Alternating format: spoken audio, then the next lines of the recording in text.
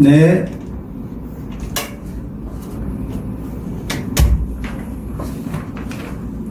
안녕하십니까. 저는 육군사관학교 85기 생도선발에 지원한 입니다. 앉으세요. 네, 감사합니다. 유지영 학생 그 제시문 읽었죠? 네, 제시문 내용 간략하게 요약하고 본인의 의견을 말해보세요. 제가 읽은 지문은 우리 정부의 민족 공동체 통일 방안과 북한의 연방제 통일 방안에 대한 차이점과 역사적 맥락을 설명하고 있습니다. 우리 정부가 주장하는 민족 공동체 통일 방안은 남북 간 상호 신뢰를 쌓고 평화적인 통일을 점진적으로 나아가고자 합니다. 그와 반면에 북한의 연방제 통일 방안은 남북한의 체제를 유지하면서 느슨한 연합을 이루자는 내용으로 남북한의 이념과 체제를 유지하려는 성격을 띠고 있습니다. 한편 윤석열 대통령은 광복절 경축사에서 8.15 도트린을 선언하면서 북한의 호응을 기다리기보다 우리나라의 선제적 행동을 강조하고 있습니다. 저는 민족 공동체 통일 방안이 남북 간 상호 신뢰를 쌓고 평화적으로 그리고 단계적으로 접근하자는 면에서 합리적이고 바람직하다고 생각합니다. 자유주의와 평화를 기반으로 하는 통일 방안은 장기적으로 한반도의 번영과 안정을 가져올 수 있을 거라고 믿습니다. 하지만 점진적인 통일 방식은 지나치게 느리고 북한의 협력이 아주 부족한 상황 속에서 실질적인 효과를 기대하기 어려울 것이라고 생각합니다. 이상입니다. 그렇죠. 참 흥미로운 게 8.15 군사 독트린, 8.15 통일 독트린, 예. 북한 주민을 대상으로 하고 있잖아요. 네, 그렇습니다. 정부가 왜 그 카드를 꺼내 들었을까요? 왜 북한 주민들한테 네. 자유의 가치관을 심어 넣어주겠다. 왜 그런 방침을 가지게 되었을까요? 북한은 공산주의 국가인 만큼 아직 주민들이 자유에 대한 개념이 부족하다고 생각합니다. 제가 알기로 확성기 방송으로 우리나라가 계속해서 주민들에게 남한의 문화를 알리고자 노력하는 것으로 알고 있습니다. 그러한 남한의 자유의 개념을 주민들이 깨닫는다면 북한의 주민들도 자유를 원하고 그 내부에서 만약에 주민들의 움직임이 커진다면 공산주의라는 개념을 조금은 줄어들게 할 수 있지 않을까 생각합니다. 사실은 김정은 체제에 굉장히 위협적인 요소로 작용하겠죠. 네. 왜냐하면 많은 북한 주민들이 자유를 갈망하게 되고 그러면 독재 사회 속에서 자기들이 어떤 대우를 받고 있는지 어떤 상황에 있는지 그렇게 되면 이제 자기 조국 북한에 대한 신뢰감도 떨어지게 될 거고 네. 그러면 이제 체제가 빨리 붕괴될 수 있게 만드는 요인이 될 수 있겠다 이렇게 생각한 거죠. 네. 사실 그러면은 학생 같은 경우는 북한은 북한 체제대로 또 우리 남한은 남한 체제대로 그냥 이렇게 현재 상태대로 살아가는 모습에 대해서는 어떻게 생각해요? 저는 좋지 않다고 생각합니다. 북한은 우리나라의 미수복 영토라는 생각을 가지고 있습니다. 반드시 저희가 다시 되찾아야 하는 땅이라고 생각하며 과거의 한 민족이었던 만큼 반드시 통일을 해야 한다고 생각합니다. 그리고 그렇게 통일을 이룬다면 우리나라와 북한에도 똑같이 장점이 발생할 것이라고 생각하며 반드시 통일을 해서 민족의 아픔을 극복해야 한다고 생각합니다. 그런데 북한은 핵까지 가지고 있잖아요. 핵을 보유하고 있고 또 군사력도 사실은 막강하잖아요. 네. 우리를 위협할 정도로. 네. 그럼 북한이 만약에 대화의 장으로 나오지 않는다면 글쎄요, 무력을 통한 방법 말고 통일할 방법이 있을까요? 사실 정말? 저는 무력을 통한 통일은 이루어지지 말아야 한다고 생각합니다. 6.25 전쟁 같은 아픈 역사를 두 번 다시 반복하는 모습을 저는 보고 싶지 않습니다. 반드시 평화적인 통일을 추구해야 한다고 생각하고 북한이 무력으로 도발한다면 우리나라도 한미동맹 같은 동맹을 기반 그리고 우리나라의 강력한 국방력을 기반으로 그에 맞서서는 대응을 해야 한다고 생각하지만 최대한의 방법으로 언어적인 방식으로 평화를 지키면서 통일을 이어나가야 한다고 생각합니다. 기본적으로 무리한 통일은 원하지 않는다. 네. 특히 무력을 사용한 통일을 원하지 않는다. 네. 그렇죠. 그건 뭐 타당할 것 같아요. 네. 예.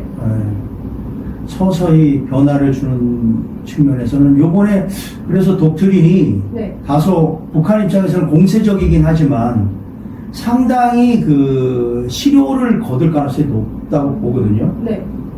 아마 그 북한 내부의 변화를 촉발할 수 있다라고 보기 때문에 그 뭐 한반도 주변의 안보 정세에 대해서는 전반적으로 어떻게 본인이 파악하고 있어요? 현재는 북한의 탄도미사일 발사나 여러 위협에 노출되고 있는 것으로 알고 있으며 군사력이 강대한 1, 2, 3위의 국가들이 한반도를 둘러싸고 있습니다. 우리나라와 가까이 있는 북한도 군사력이 36위에 있지만 핵을 보유하고 있기 때문에 절대 만만하게 생각하면 안 된다고 생각합니다. 그러한 강력한 군사력을 가지고 있는 국가들이 주변에 있기 때문에 우리나라도 계속해서 강력한 국방력을 이어나가야 한다고 생각합니다. 군사력 순위 1, 2, 3위는 어떻게 알았어요? 그게 무슨 순위죠? 군사력 1, 2, 3위는 미국, 중국, 러시아로 알고 있고 사실 뉴스 같은 데만 나와도 군사력 1, 2, 3위인 국가들은 쉽게 찾아볼 수 있기 때문에 알고 있는 것 같습니다.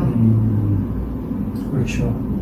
최근에는 우리가 사실 좀 거리를 두고 있었던 일본하고도 좀 어떤 협력 관계, 또 관계 개선, 국가적인 관계 개선이 이루어지고 있는데 일본에 대해서는 지금과 같은 변화를 어떻게 본인은 이해하고 있어요? 저는 최근 한미일 동맹에 관한 뉴스 기사를 본 적이 있습니다. 사실 구체적으로 알지는 못하지만 한미일 동맹? 네. 협력? 군사협력. 군사협력. 한미일은 군사협력. 한미일 군사협력에 대해서 뉴스 기사를 읽은 적이 있습니다. 사실 우리나라를 위협하고 있는 북한과 같은 국가에 대응하기 위해서는 그런 군사협력에 대해서는 중요하게 생각합니다. 하지만 일본이 우리나라의 아픈 부분을 많이 발생시켰다고 생각을 하고 그런 아픈 역사에 대해서는 반드시 사과를 받고 넘어가야 할 부분이라고 생각합니다. 즉 우리나라와의 군사 협력은 계속 유지하되 우리나라가 사과받아야 할 부분에 대해서는 사과를 받아야 한다고 생각하고 특히나 요즘 많이 부상하고 있는 독도 문제에 대해서도 우리나라의 영토임을 확신을 줘야 한다고 생각합니다. 그래요. 지금 일본은 지금 독도 문제를 계속 좀 불러일으키려고 그러죠, 국제적으로. 네. 뭐 국제사법재판소까지 끌고 가려고 그러고. 그 의도가 뭐라고 생각해요? 아무래도 독도라는 영토를 가지는 게 일본 측에서는 큰 의의가 있다고 생각합니다. 그래서 그 영토를 가지려고 그렇게 노력을 하는 것 같고 사실 아무리 일본이 그런 노력을 해도 독도가 우리나라의 영토임은 확실하기 때문에 일본의 그러한 노력들은 사실 큰 의미가 없다고 생각합니다. 독도가 우리 영토 맞아요? 대한민국 영토? 당연히 우리나라의 영토라고 생각합니다. 어떤 근거로 대한민국 영토라고 하시죠? 지리적으로도 독도가 우리나라의 영해와 더 가까이 위치하고 있고 뿐만 아니라 세종실록 지리지 같은 역사서를 보면 우리나라의 영토에 속한다는 기반적 사실이 다 기록되어 있다고 알고 있습니다. 중국이 지금 사실 우리랑 경제적으로 네. 밀접한 관계를 뭐 유지해 왔었죠, 계속. 네. 지금도 우리나라 경제에 좀 많은 영향을 미치고 있는 국가 중에 하나잖아요. 네. 그럼에도 불구하고 사실 지금 그 북한과 계속 전통적으로 우호 관계를 유지하면서 네. 북한을 지지하는 모습을 보이고 있잖아요. 네.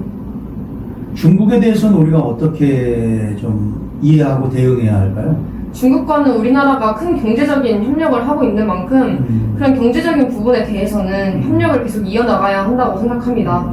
하지만 6.25 전쟁 때에도 북한의 편을 들고 같이 우리나라와 대응한 만큼 사실 역사 부분에 대해서는 별로 사이가 좋지 않다고 생각합니다.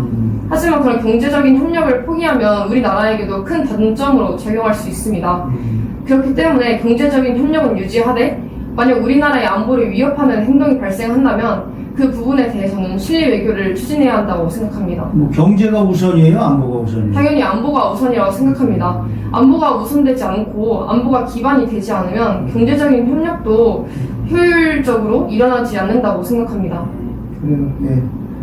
대답 잘하네.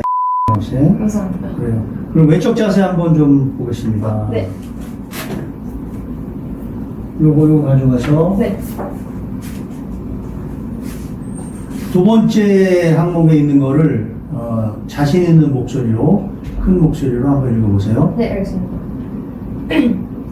목숨에 기대지 마라. 살고자 하면 필히 죽을 것이고 죽고자 하면 필히 살 것이다. 오케이. 내가 지금까지 본 학생 중에서는 목소리가 제일 큰 여학생 중에서는. 감사합니다. 그 다음에 그 부대 차려 열중시호를 한번 해볼까? 네. 부대 차렷! 열중 시작! 오케이. 그것도 합격했고. 감사합니다. 잘하고. 거기다 내려놔. 네. 그 다음에 그날은 복장을 어떻게 가져갈 거야? 저 고등학교 3학년 때 뭐지?